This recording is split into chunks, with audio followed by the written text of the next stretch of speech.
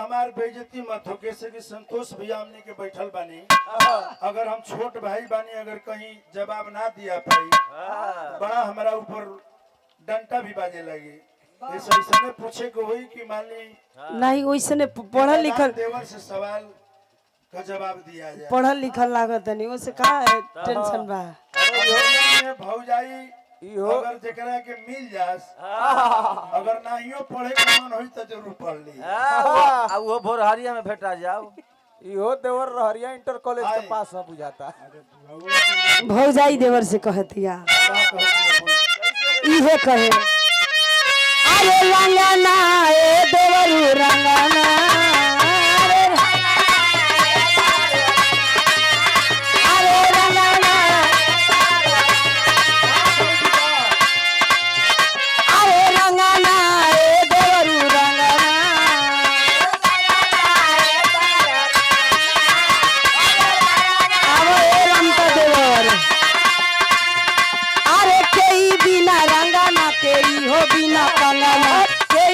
केई हो बिना कंगना केई बिना रंगना शोभा कमाई के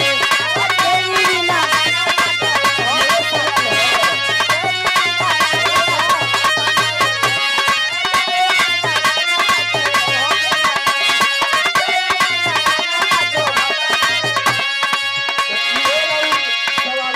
हाँ देवर बबुआ हमारे ये सवाल हर सवाल का जवाब दे दे सवाल के हम जवाब बताओ बिल्कुल दी बिल्कुल बतावत है कोशिश करत है अगर सही हो जाई तो इनाम हमके कुछ दे दे बिल्कुल अपना बहिनी से तो के बियाह करा दे जरूर एकदम वो सही बात बा कहा नाम बा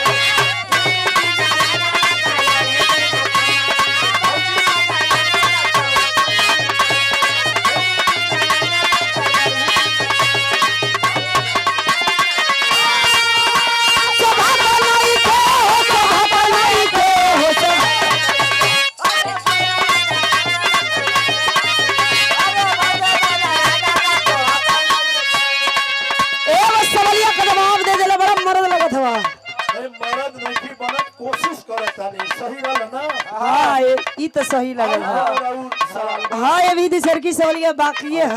जल्दी जल्दी बोलो भाई रहरिया इंटर कॉलेज के पास लगत हो तार देवर अरे ककरी ये देवरू ककरी अरे ककरी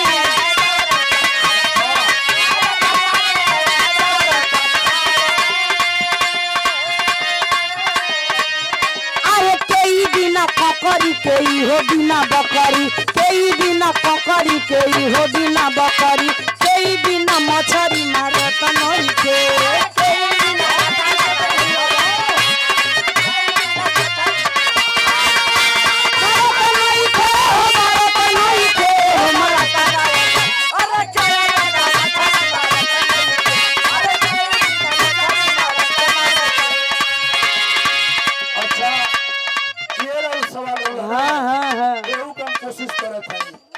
अगर सही सही जाई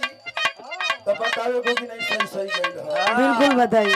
अरे ककरी ए भौजी ककरी